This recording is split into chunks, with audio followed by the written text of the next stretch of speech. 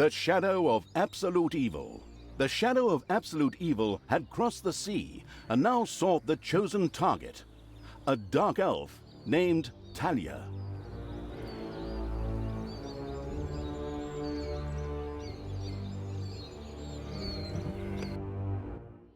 A long, long time ago, the Absolute Evil had, in the famous predecessor to this game, subjugated the known world and defeated good.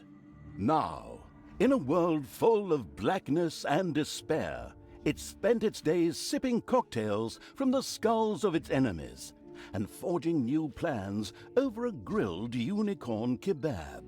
Unfortunately, there wasn't much left to forge. A few orc wedges, the occasional trick played on the little snots. There just wasn't anything left to conquer. As the weeks and months passed, the Absolute Evil grew ever more reticent and seclusive. From time to time, one could hear a slight murmur from the depressed Evil's super-secret laboratory in the depths of the dungeon. Its creatures grew more worried with each passing day, and even started to miss its ingenious evil tricks. It was a somewhat confusing time for them. No beatings, no torture, and no being sent to a senseless death. On the other hand, it was a rather nice change. Eons passed, and the unicorn supply dwindled until suddenly, one wonderful day, the evil genius Evil joyfully burst from its super-secret laboratory. It finally had a new goal. An unknown continent, as often found in sequels, lay to the east, sheltered from the wicked Evil by naught but a puny little ocean. It immediately had a fleet built. This was so powerful that it covered the horizon from north to south and was manned by the best and most powerful creatures at the devious Evil's command. The fleet set sail for the crossing to this new continent, left the harbor, and sank. Yet that mattered naught to the couldn't give a hoot about its minions Evil. It instructed its goblins and little snots to design an even more powerful fleet. These new ships were gigantic. Loaded with devious Evil's second-best creatures, the fleet set out.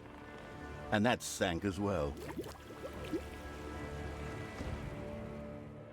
The annoyed Evil saved his relentless anger towards the shipbuilders for later.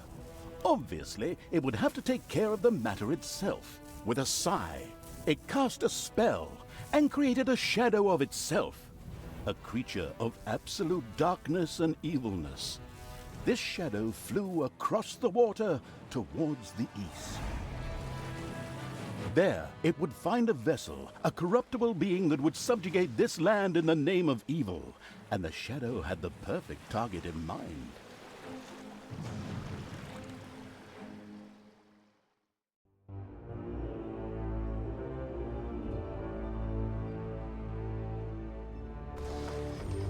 The great paladin Tanos, hero of the totally Eastern Kingdoms and a repugnantly good fellow.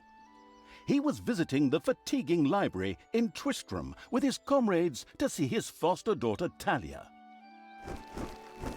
Well now, Talia, tell me about your studies. Are you making progress with the writings of the ancient sages? Yes, dear father, I have thoroughly digested it and have come a step closer to the good. The desire within me to do evil is defeated. Really? Excellent! I am proud of you, my child. Continue to concentrate on your studies. I must go to Stormbreeze to clear up a few matters. I'll be back soon.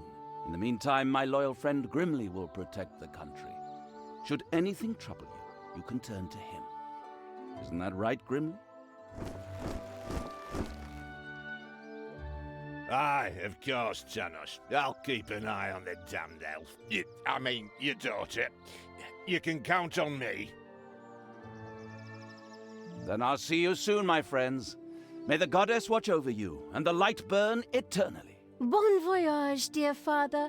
I'll make you so proud of me. Who does good is good. Yuck. Disgusting phrases like that always leave such a nasty taste in my mouth. These abnormally good heroes, on the other hand, had no inkling of the malignity gathered to the south. One moment a herd of sheep was peacefully grazing, and the next moment, whumph!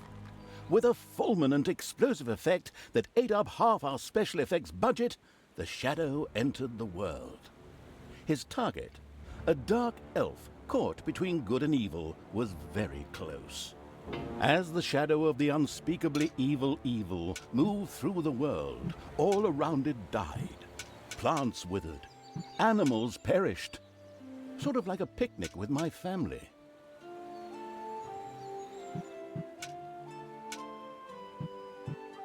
The shadow of the far-off evil found itself very, very close to Twistram. It could practically feel its target's presence. Take these lanterns, men, and let the light of the goddess shine. For the night is dark and full of terrors. And there's a pile of horse poo around here somewhere. I trod in it earlier. For the darkness! I mean, for the light! Sorry, I'm still in training. Yes, well, that is somewhat suboptimal. Naturally, the shadow of the almighty evil was an incredibly powerful creature. But, well, light was a bit of an issue. It would certainly be wise to stay out of the lantern light. The shadow reached the entrance to Twistram. Fortunately, this one was not closed, but it was brightly lit. Luckily, there was an unfortunate guard on patrol that the shadow was able to possess, thanks to its incredible powers. As long as it wasn't in the light. The shadow of absolute evil melded with the guard and took control of his body. Thus, it was able to pass through the gate with ease. What was that? I think there was something wrong with that last beer. Unfortunately, the shadow's possession only lasted a short while before the guard was able to free himself. Still, it was long enough to get past the gate. The shadow's target was close, so close. Talia, the dark elf. Soon she would fight on the side of evil. May the goddess be with you, my friends. It will soon be time to open the orphanage in the fatiguing library. Come to the big square and join in the festivities. Well, I don't know. I had actually kind of planned to spend the evening in the bathhouse. Friends, this orphanage is very important to my father. Tanos, you know, the mighty paladin, the one you really don't want to offend. Yeah, all right, we'd love to come. Excellent! May the light of the goddess shine upon you, and let us experience this exhilarating spectacle in the big square together. Follow me, my friends, for evil, the light, I mean. Keep the light burning bright, for the night is dark and full of terrors or errors or something like that.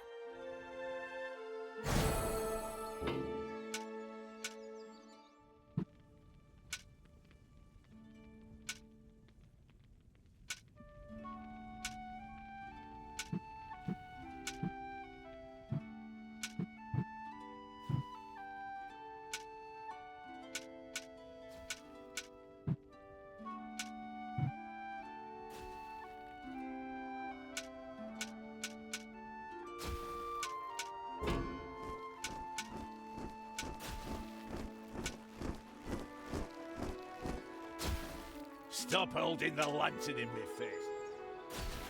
I am Grimly, King of the Dwarves, and I am used to the cold, dark tunnels under the mountains. I have no need of any stupid lamp shining into my eyes.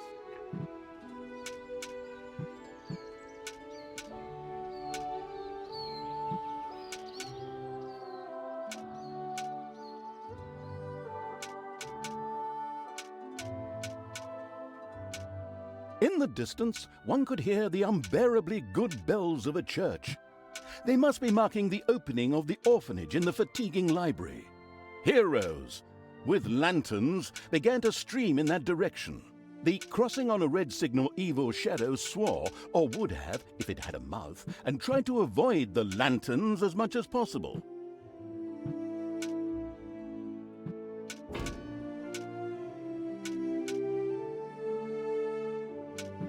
Fatiguing library for our goddess, and in the name of my father Tanos, I'm glad to see so many of you here of your own free will.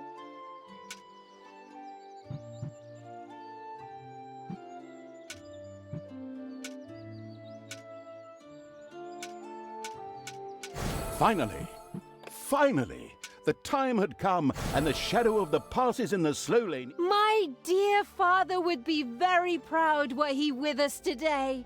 He would be overjoyed to see us give the young and the needy a place to live and thrive. That's why I'm happy to take this orphanage and destroy it utterly, and all of you with it. What did she say? Die!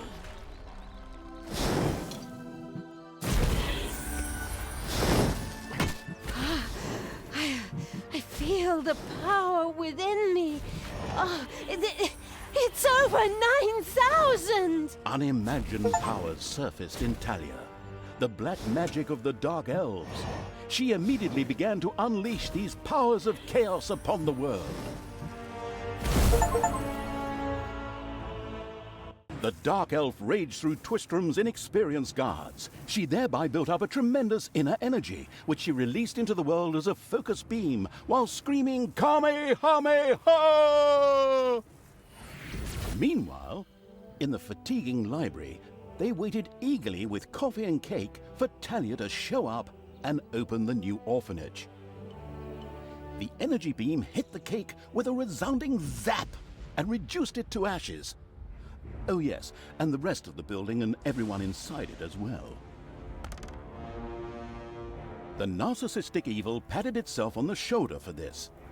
Or it would have, but the metal armor always made such a terrible clonking noise when it tried. But then again, that's what little snots are for.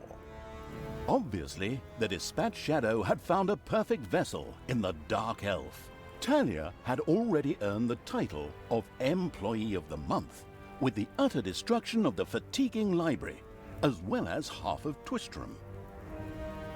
The destruction of an orphanage and the bombardment of innocent citizens with magic missiles immediately made her the minion-wasting evil's new favorite henchperson. Her evil deeds complete, Talia withdrew into the vaults beneath the ruins of the fatiguing library. There, between the slaughterhouse and Mad Archbishop Lazarus's apartments, she prepared to create something powerful in the name of the absolutely ultimately evil. A dungeon heart, the cornerstone of any dungeon's power. Far away, Paladin of Light and Talia's former mentor, Tanos, was on his way to the Empire's capital of Stormbreeze. Naive and trusting as he was whistling cheerfully to himself, with no inkling of his foster daughter's dark deeds. Though he was aware that as a dark elf, she always had a core of evil in her. He had hoped to defeat it through religious indoctrination with ancient mad writings. Well, Obene, you thought wrong.